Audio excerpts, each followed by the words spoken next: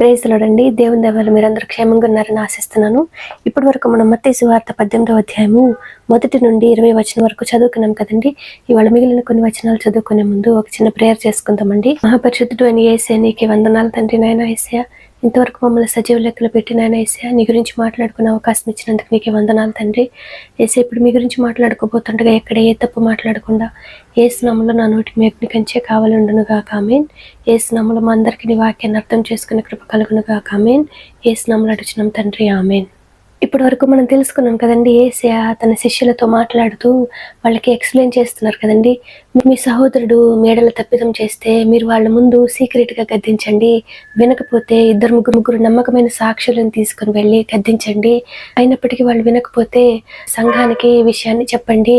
సంఘం విషయం కూడా వాళ్ళు వినకపోతే వాళ్ళని అన్యునిగా ఎంచండి అనేసి యేసయ్య చెప్తున్నారు కదండి. ఈ విధంగా యేసయ్య ఎక్స్ప్లెయిన్ చేస్తున్నప్పుడు పేతురుకి ఒక డౌట్ వచ్చిందంట కదండి. పేతురు యేసయ్యని ఏమని అడుగుతున్నాడో మనం చూద్దామండి. మత్తయి సువార్త 18వ అధ్యాయము 21వ వచనము.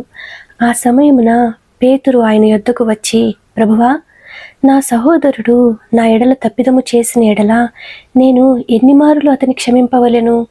7 మారుల మట్టుకా అని అడిగెను. ఇక్కడ పేతురు 2 క్వశ్చన్స్ని ఒకటే క్వశ్చన్లో కలిపి అడిగేశాడు కదండి. నేను ఎన్నిసార్లు క్షమించాలి? 7 మార్లు క్షమించాలా అనేసి పేతురు యేసయ్యని అడిగాడు కదండి. అడిగినప్పుడు యేసయ్య ఏమని సమాధానం చెప్తున్నారో మనం చూద్దామండి. 22వ వచనము. అందుకు యేసు అతనితో ఇట్లనెను, 7 మారుల మట్టుకే కాదు, 77 మారుల మట్టుకని నీతో చెప్పుచున్నాను. అండ్ యేసు ఏమని చెప్తున్నారండి? 7 times కాదు, 70 into 7 times అనేసి చెప్తున్నారు కదండి. అన్నిసార్లు క్షమించిన తర్వాత మనకి అలవాటు అయిపోతుంది కదండి.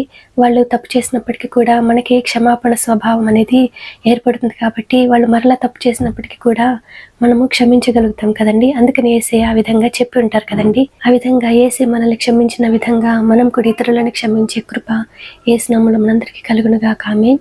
యేసు నామములో మనందరికీ సమాధానం కలుగునుగాక. ఆమేన్. ఇప్పటి వరకు మనం చదువుకున్నాము మత్తయి సువార్త 18వ అధ్యాయము 21-22 వచనాలు.